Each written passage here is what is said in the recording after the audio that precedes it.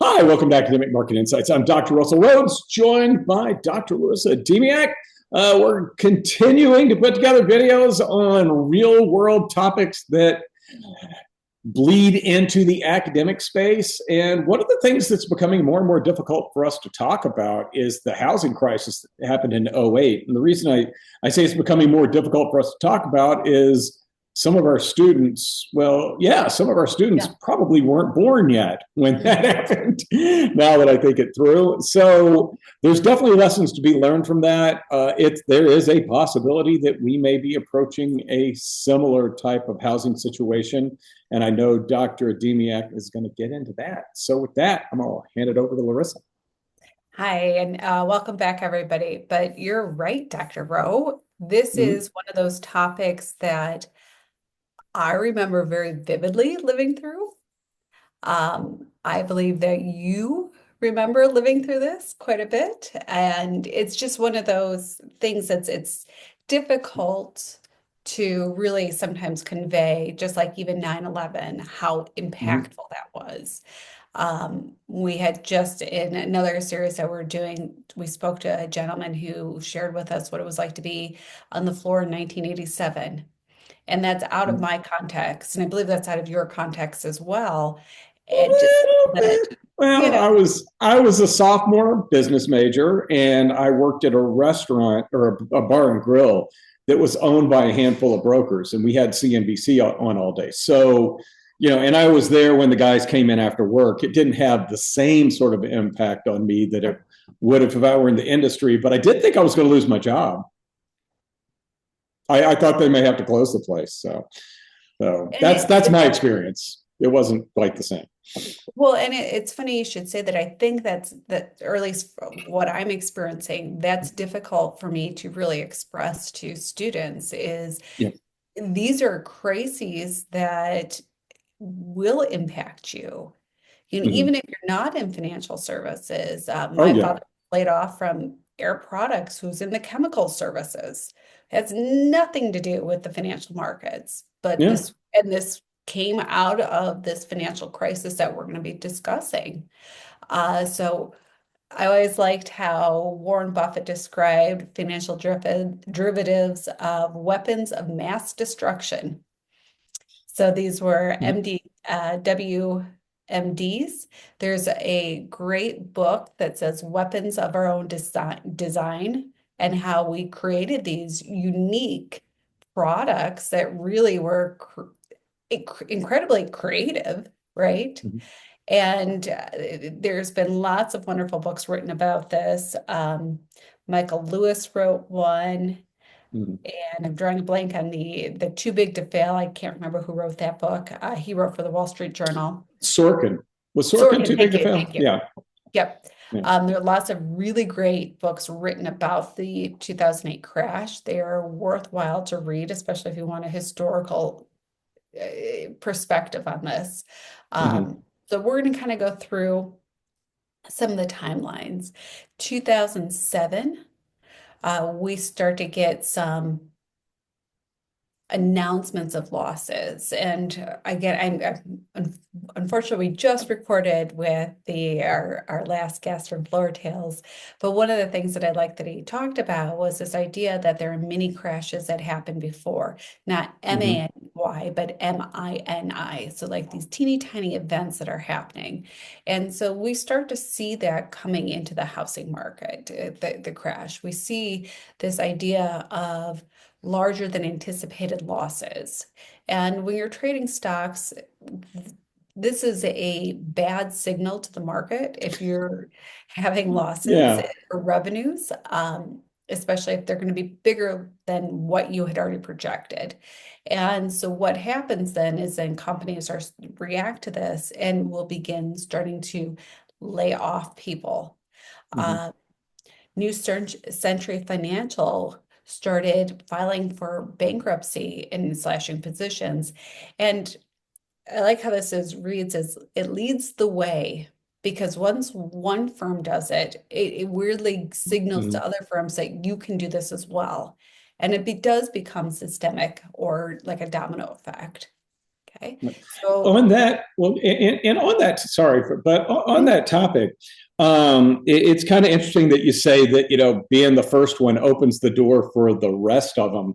And I think the way that it opens the door for the rest of them is, if this firm files for bankruptcy, but they're still operating under a restructuring, et cetera, it's not the end of the world. That other firms may go, okay, maybe we should bite the bullet right here, but nobody wants to be the first to see how it goes. no, Yeah. like, do you remember when the Lions went 0-16? Yes, I do. Yeah. I had a long conversation with a buddy about who was going to be the first team that the Lions were going to beat. Because you knew eventually it was going to have to have to And happen, right? And how I just did not want it to be the Bears. Like anything, there's don't let and the both birds of be us were Bears. one team, as long as it's just not one team, which had a high likelihood of it being. Right. Um, since they play twice a year and the Bears aren't that high. So, but Right. yeah, I just with respect to the the first firm to really bite the bullet in front of everyone. But then also the thing I want to point out is the market did not react to this. You're talking about February of 2007. We'll see how long it takes for the actual financial market to react to it, which is fascinating when you Well, start to and look at the history.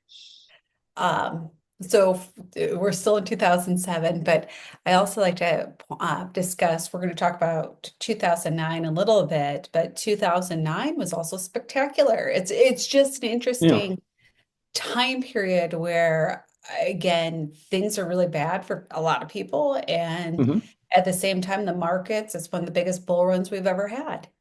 So now we start to see losses in the subprime market, and we're going to discuss what the subprime market is.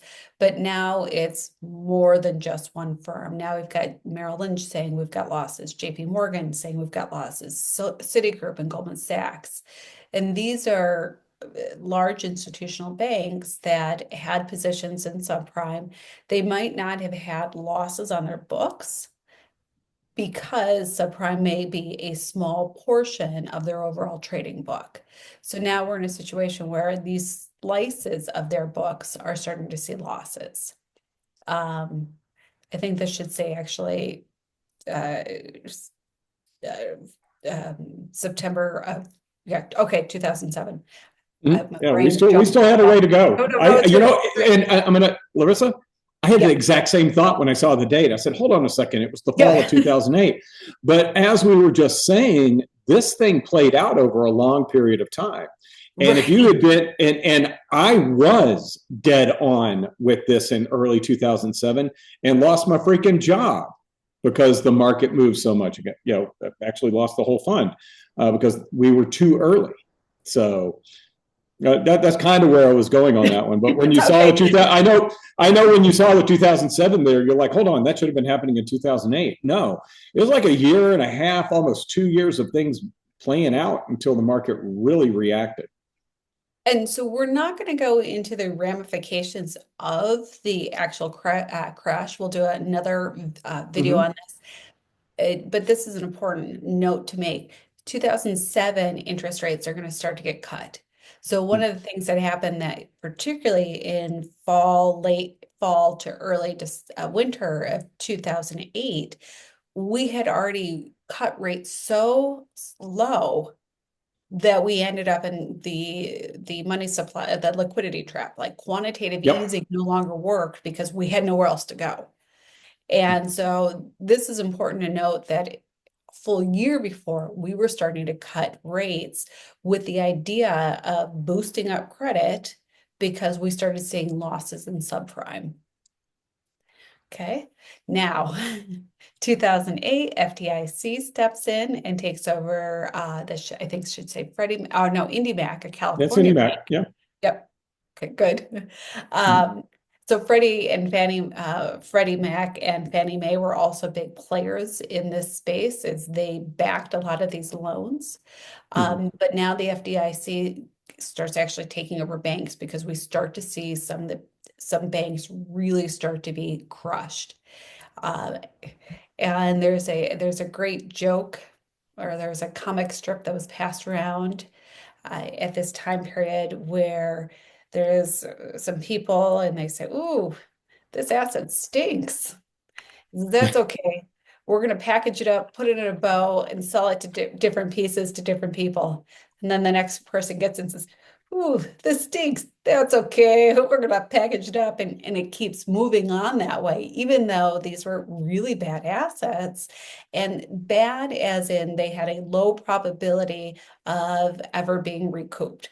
So if, again, if you're loaning out money, your goal is to be paid back. And your credit rating is dependent on that probability that you will be paid back. And now all of a sudden we have loans that have a very high credit rating, but in reality have a low probability of being paid back. So we also see that jump.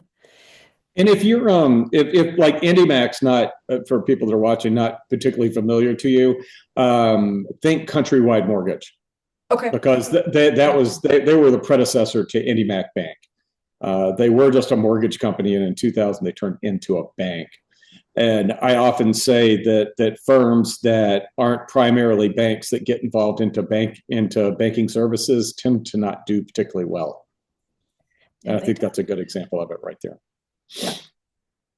So now we come around to, or I wonder if this March in 2008, JP Morgan acquired Bear Stearns.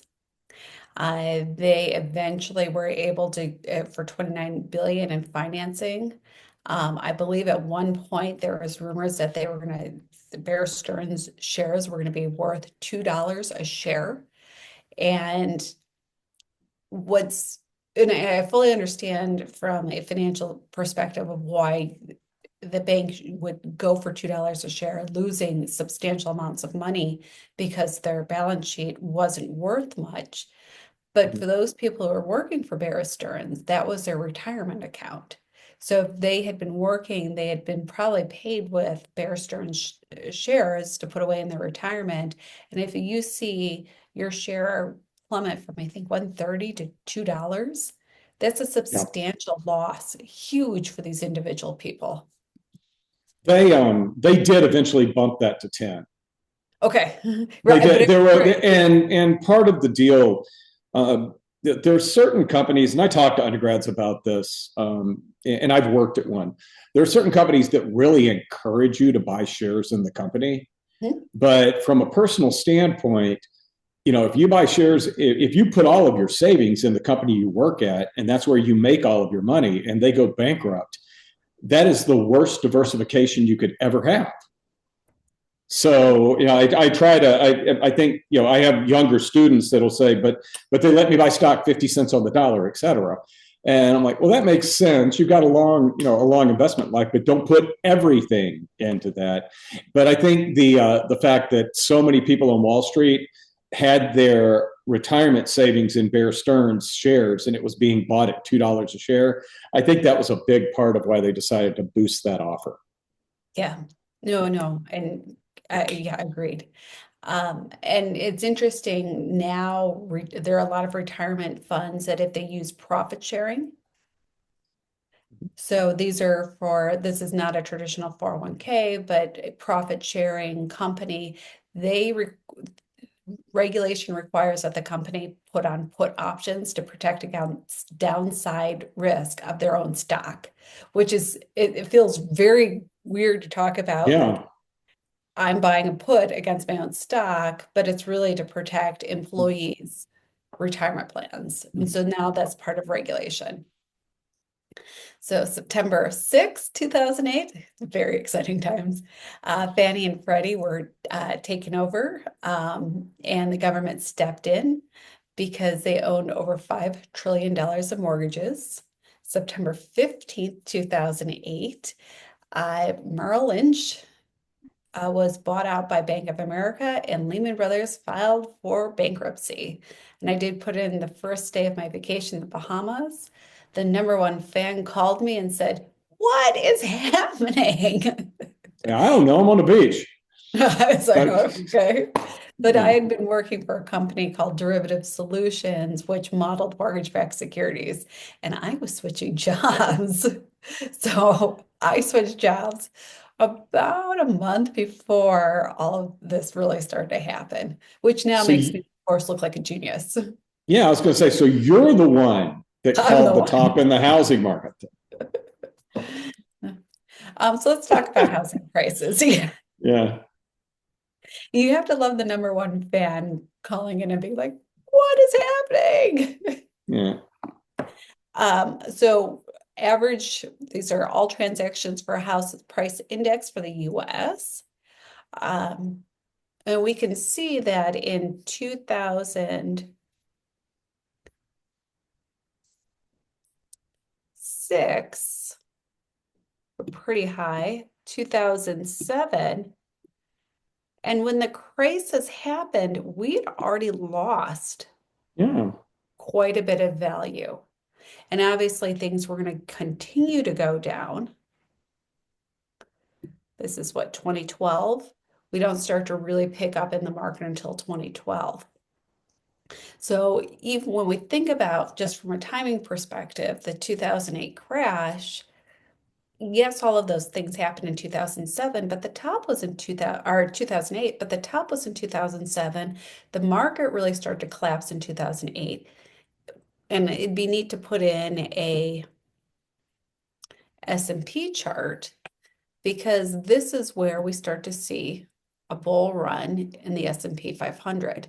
So after January of 2009 was very bad. And then I want to say mid-January, all of a sudden, there's a week where things were bad. I could be wrong on the It was, exact timing.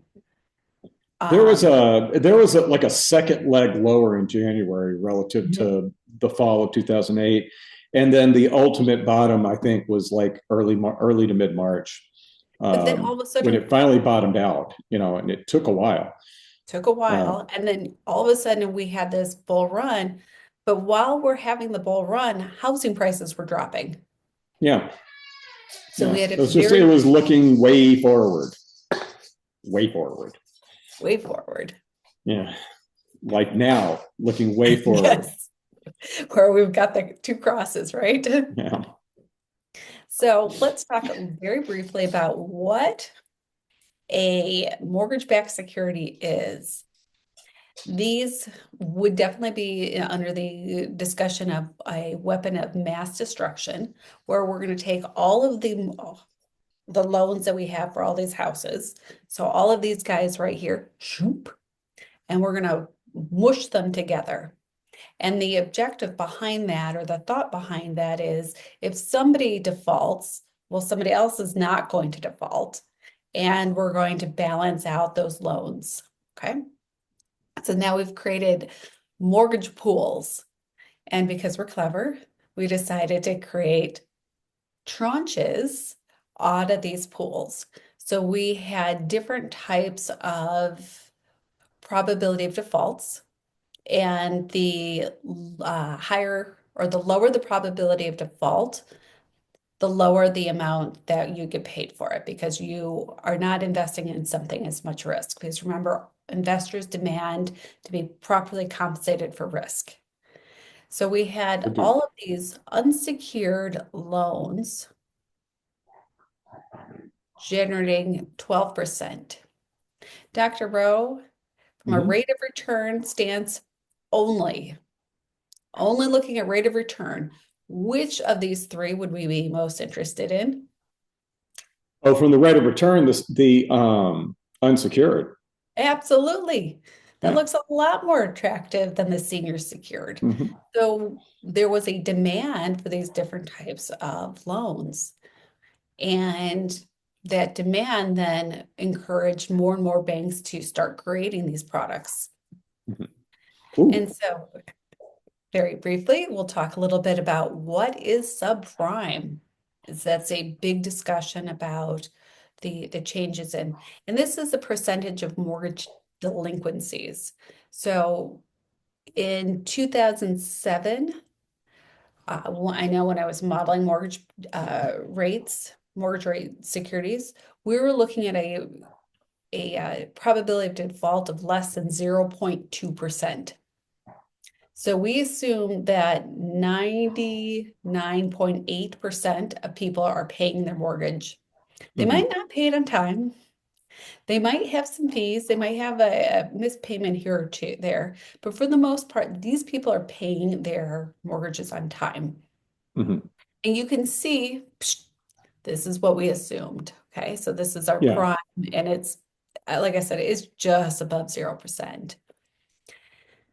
We had these subprimes, and these were loans that were given to people who might not have verifiable income, who might not have 20% down for their down payment for their home, who might not be able to, who might have a poor credit score.